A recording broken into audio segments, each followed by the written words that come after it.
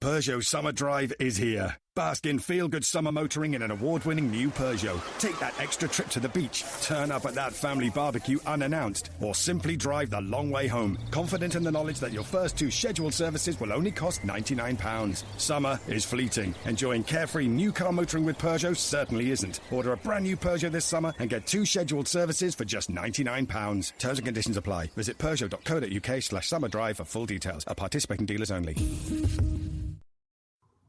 Welcome to the Brief History Podcast. I'm your host, Andrew Knight. You'll notice we took a short break for the summer, but we're back raring to go and with some really meaty, interesting topics. Thanks to Harry Edmondson, who is the sound producer, and he does our artwork also. Today the episode will be centered around the US immigration. We're going to look to give you the history behind the headlines. It's brief history, under an hour, perfect for your commute home, your lunch break, or in your precious free time. Find us anywhere you get your normal podcast from. Please make sure you subscribe. That's the most important for us as a show to grow, our subscribers. If you subscribe, then you'll automatically download the episode when it's next available, or certainly most podcasts and listening devices will allow you to do that. Follow us on our social media also. That's Twitter, Facebook, Snapchat, and Instagram. We're at B History Podcast throughout there.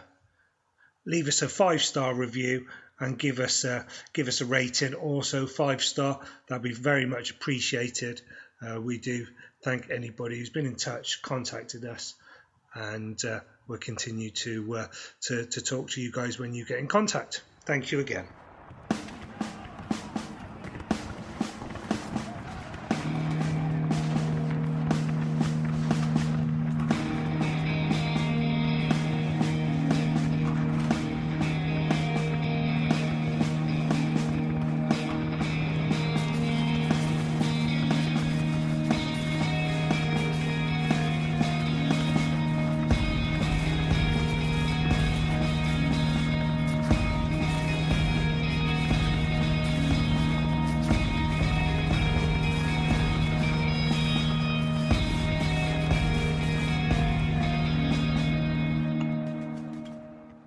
The history of the immigration to the United States details the movement of people to the US starting from the first European settlements from around 1600. Beginning this time, British and other Europeans settled primarily on the East Coast. Later, Africans were imported as slaves. The United States experienced successive waves of immigration, particularly from Europe. Immigrants sometimes paid the cost of transoceanic transportation by becoming indentured servants after their arrival in the New World. Later, immigration rules became more restrictive. The end of numerical restrictions occurred in 1965. Recently, cheap air travel increased immigration from Asia and Latin America. Attitudes towards new immigrants has cycled between favourable and hostile since the 1790s. You'll notice, as of present day, the Trump administration and the deportation and the splitting of families at the border and children taken away from their mothers has highlighted massively the problem the US has with immigration and how they deal with it. Whether you're conservative or democratic, you got your own views. It's far to say, though, that I don't think anybody would agree with the children being taken away. It's not necessarily evil. It's barbaric, and it must stop. I think both sides will also agree that overall reform needs to be made of the US immigration system. In 1607, the first successful English colony settled in Jamestown, Virginia. Once tobacco was found to be profitable, it was a cash crop. Many plantations were established along the Chesapeake Bay and in Virginia and Maryland. Thus began the first and the longest era of immigration, and lasted until the American Revolution in 1775. During this time, settlements grew from initial English toeholds from the New World to British America. It brought Northern European immigrants, primarily British, German and Dutch of extraction. The British ruled from the mid-17th century, and they were by far the largest group of arrivals remaining within the British Empire. Over 90% of early immigrants became farmers. Large numbers of young men and women came alone as indentured servants. Their passage was paid by employers in the colonies who needed help on the farms or in shops. Indentured servants were provided food, housing, clothes and training, but did not receive wages. At the end of the indenture, usually around the age of 21, they were free to marry and start their own farms. Seeking religious freedom in the New World, 100 English Pilgrims established a small settlement near Plymouth, Massachusetts in 1620. Tens of thousands of English Puritans arrived, mostly from East Anglian parts of England, Norfolk, Suffolk and Essex, as well as Kent and East Sussex. They settled in Boston, Massachusetts, and adjacent areas from around 1629 to 1640 to create a land dedicated to their religion. The earliest New English colonies, Massachusetts, Connecticut, Rhode Island and New Hampshire, were established along the northeast coast. Large-scale immigration to this region ended before 1700, though a small but steady trickle of later arrivals continued. The New English colonists were most urban and educated of all their contemporaries, and they had many skilled farmers, tradesmen and craftsmen among them. They settled the first university, Harvard, in 1635 in order to retrain their ministers. They mostly settled in small villages for mutual support. Many had their own militia and common religion and common activities. Shipbuilding, commerce, agriculture and fishing were their main sources of income.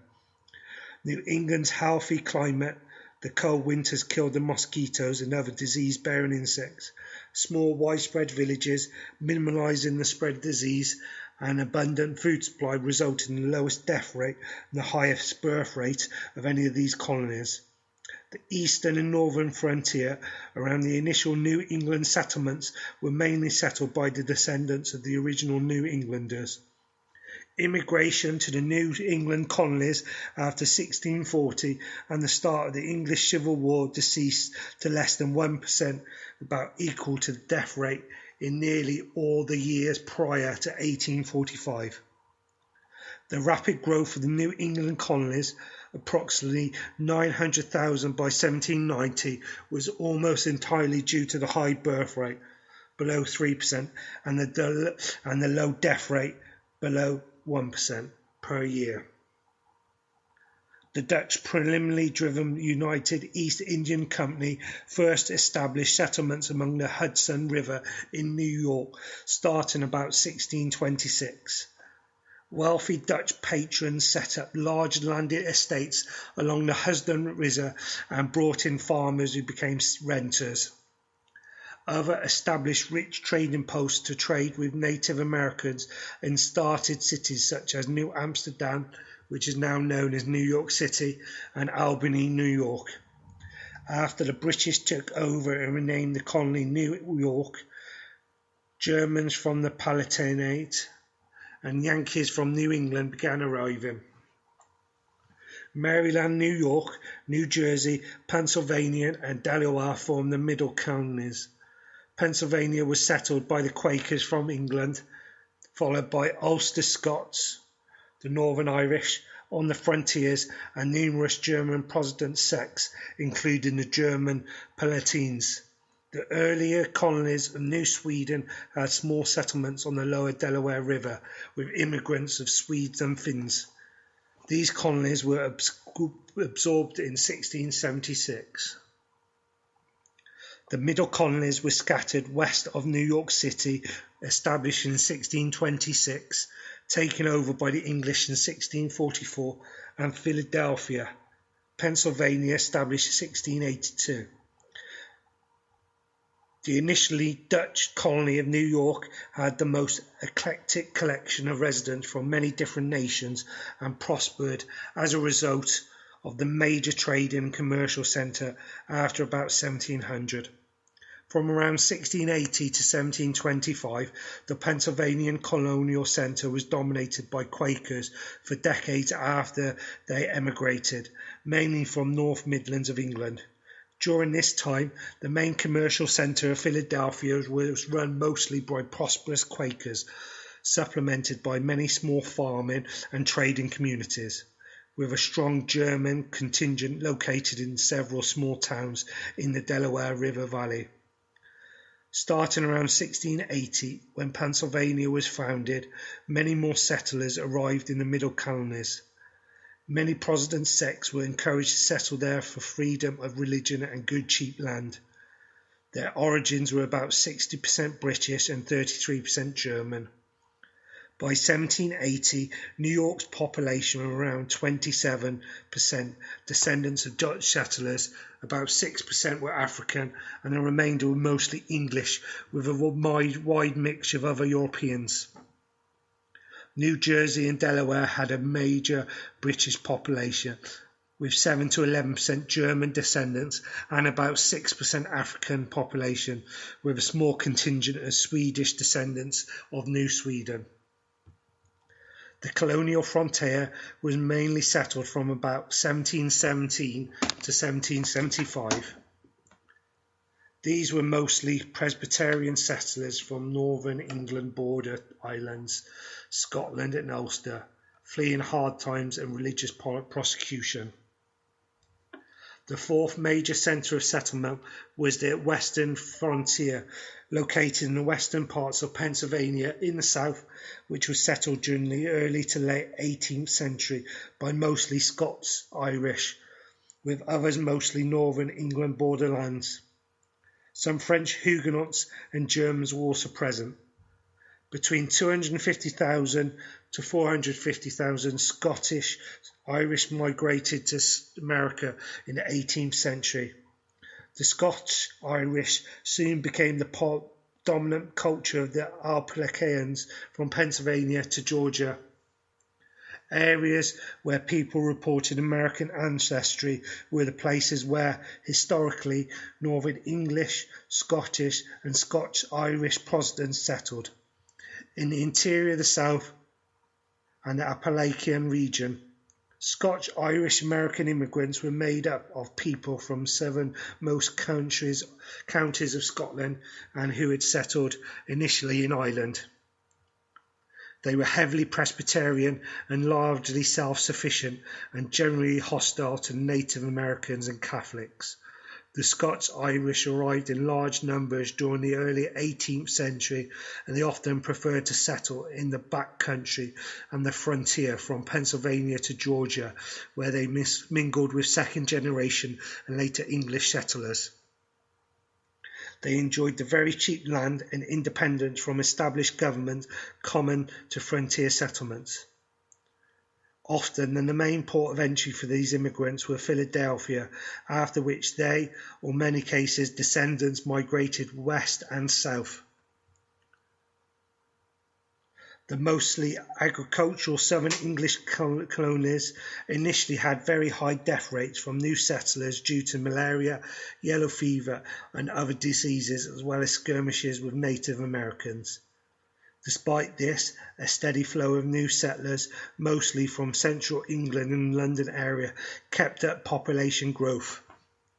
Initially, the large plantations were mostly owned by Friends, mostly minor aristocrats and the British appointed governors. A group of Gaelic-speaking Scottish Highlanders created a settlement at Cape Fear in Northern Carolina, which remained culturally distinctive until the mid-18th century, at which point it was swallowed up by the dominant English origin culture. Many settlers arrived in indentured servants who had to work off their passage with 5 to 7 years of work for room and board, clothing and training, but no cash wages. After these terms of indentures